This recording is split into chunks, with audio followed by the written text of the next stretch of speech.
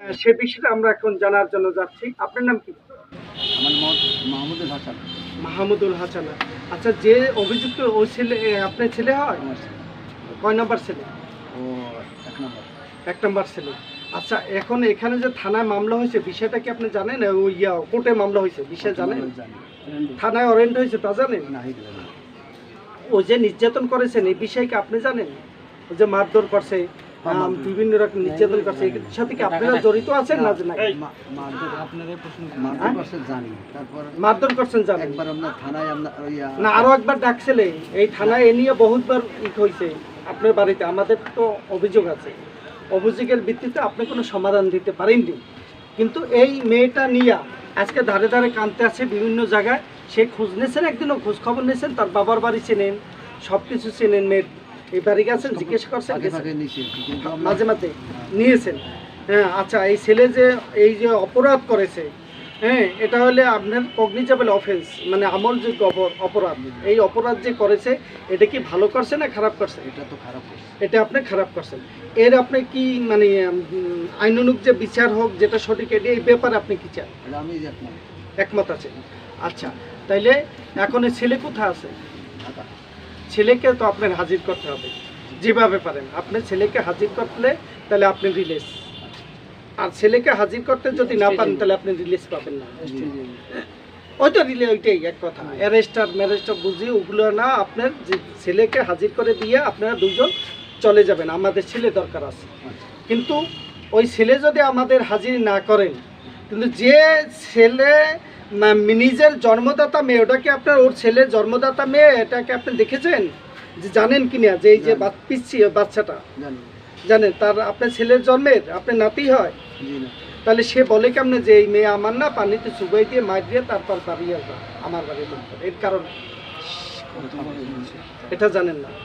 সে evidence documents আমাদের কাছে আছে। এই যে কথাটা বলছে এরসাইয়া বড় মানে জালেম বা বড় খারাপ লোক এরসাই হয় পৃথিবীতে? নিজের মেয়েকে, যেটা রাসূলের সাল্লাল্লাহু আলাইহি সাল্লামের জবানায় ছিল, নিজের মেয়েকে মাটিতে পুঁতে দিত, সেই রকমের কাহিনী বলছে না? হ্যাঁ, সেটা কি অপরাধ করছে না? অপরাধ করছে। যাকে এখন আপনি কি সমাধান চান এ বিষয়ে? এখন মামলা হয়েছে, অরেন্ট হয়েছে, আপনি বলেন আপনার মুখ থেকে। আপনাদের সমাধান আপনারা যারা করবেন সেটা আপনি আপনার বৌমাকে আপনার হেফাজতে রাখবেন, আমাদের স্টেটমেন্ট দিয়ে যাবেন, হেফাজতে রেখে আপনি আপনার ছেলেকে হাজির করবেন যেভাবেই সম্ভব করে। এই জিনিসটা মিউচুয়াল করবেন, মানে একসঙ্গে যদি থাকতে চাই আপনার ছেলে থাকবে, ঠিক আছে? এবং রুলস রেগুলেশন মেনটেন করবে 3 দিন টাইম। হ্যাঁ, আর যদি না থাকতে চাই সেক্ষেত্রে ওনার কাবিনের টাকা পরিশোধ করতে হবে। 72 ঘন্টা টাইম সময়, 72 ঘন্টা টাইম আপনাকে দেওয়া হবে, ঠিক আছে?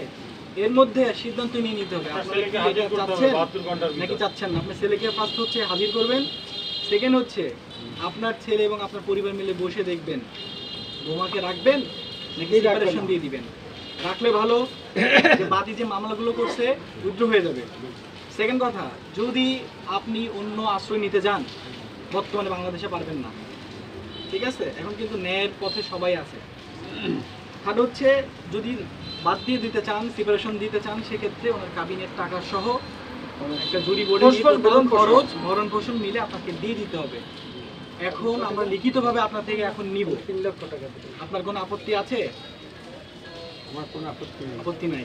সময়টা ভাই জানো তো, ভাই আমি একটা কথা বলি, ঘোষপেশ ভরণ সহ 1.5 লক্ষ টাকা কাবিন, ঘোষপেশ ভরণ সহ তার 3 লক্ষ টাকা আসবে। হ্যাঁ, এবং আইনের কথা, এটা আইনের কথা। আমরা ঘোষপেশ ভরণ সহ ভাইবান বাচ্চা মাসিক মাসিক এবং যেহেতু বাচ্চা এখনো কিন্তু অনেক ছোট, 7 বছর পর্যন্ত আইন অনুযায়ী আপনাদেরকে টানা লাগে।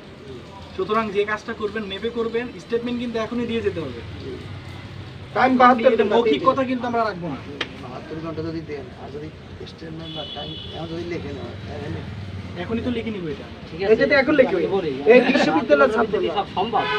কেন সম্ভব হবে না? আপনারা ভাই, আপনারা বাবা, না তুমি একটা তেল বাসলো, আমি বলি আমার কথা শোনো। তুমি আমাদের 72 ঘন্টা এই যে বছর পর বছর কি করছো? আপনি চুপ করেন, তুমি কথা বলো কেন? তুমি ঈদে তোমার ভাইকে নিয়ে আপনি চুপ করেন। তোমার ভাই আসছে না ঈদে? আসছে। ঈদে ভাইকে নিয়ে মাংস খাইছো? ঈদের পর ভাইয়ের হয়েছে বউ? 2 বার হয়েছে ভাইজির কথা একবার স্মরণ করছো? ঈদ গেছে কয় মাস হইছে? আবার আমি এখন তাদের সময় চাই। চাই। ভাই তোমার কোনো সময় হবে না। তোমার এই যে 72 ঘন্টা বলছে না, 72 ঘন্টা মানে 72 ঘন্টা পারে। এক মিনিট পারে এখানে বাড়িতে আসছে। 72 ঘন্টা পৃথিবী ঘুরে আসা যায় জানো? বাড়িতে আসছে তোমার ফোনে অবস্থা জানাইছো? কি করে? কি করে? এই বাড়িতে আসছে ফোনে জানাইছো? এত বড় কে আছো বাড়িতে আসছে জানাইছো? এই ভাই তুমি কয় ঘন্টা সময় চাও? ঢাকা থেকে এই কয় ঘন্টা সময় চাও তুমি? কয় ঘন্টা সময় চাও তুমি? তোর পোলায় পোলার লই এই মিয়া, তুই কয় ঘন্টা সময় চাস? এটা বল দেখি। ঈদের সময় আসছো না? কয় ঘন্টা সময় চাও তুমি? ঈদের সময় জানাইছো? আর কিসের আলোচনা আবার? কিসের আলোচনা আবার? এই যে ঝামেলাটা করছে কিন্তু আলোচনা কিসের? এই ঝামেলা আবার আলোচনা কিসের? বছরের পর বছর কি করছো? এই সেনাবাহিনীর গাড়ি কিন্তু এই ধরাই দেবে এখন, এই যে আবার সময় 72 ঘন্টা মানে কি? এই তোর ভাই কি হচ্ছে ওখান থেকে আমরা কি? যেটা বলতেছি কত ইলিজিবল কোনো কথা বলছি এই তোর 72 ঘন্টা সময় 72 ঘন্টা বলছেন এখানে? 72 ঘন্টা মানে 72 ঘন্টা। আর 1 মিনিট বাড়বে না। আর 1 মিনিট যদি বাড়ে তো তোর সহ তোর পরিবার যে কটা আছে সব কটা এগেইনস্টে মনে কর যে যেটা যা করা যায় আইনানুগভাবে সেটাই করো। পার্সোনাল আইনগতভাবে করো। তোর 72 ঘন্টা সময় আছে আইনগতভাবে আমরা যেটা করি আইনগতভাবে। আমি একটু কথা বলবো। আর একটা মিনিট বাড়বে না। সব কথা বুঝছিস? এখন আমরা ভিতরে বাড়ি নিয়ে যাবেন আচ্ছা, আপনার লেপে লিখে দিয়ে যাবেন লেপ লইয়া এ কি ছোট ভাই নাকি? লেপে লিখে দাও হয়, ছোট ভাই। আচ্ছা আমি একটু বাবা বল, আমি একটু শুনি। আমি বলতেছি এই স্ট্যাম্প পেপার দেন এই যে এই মকান- কই এই কাগজ বউ যে আমরা আমরা লিখিত দেবে আমরা 72 এর মধ্যে একটা ব্যবস্থা দিব। লিখবে ওই কম্পিউটার টাইপিং এ যাবে আমরা অত দিব। করে লেখা হ্যাঁ? বউ কি যাবে আমাদের বাড়িতে? হ্যাঁ বল যাবে না নাকি? এটা না ও যাওয়ার লাগি আপনাকে পোতা 72 এগুলো চাই ঘন্টা রইছে সময় দিছি কিছু 72 জানেন ঘন্টা না করে হ্যাঁ বউ এখন তো সুর যদি একদিন কইতেন যে বউ তুমি বাস্তবে আই করো তো তারপরে সঙ্গে ওই যে যেতাম সবাই সামনে ছেলে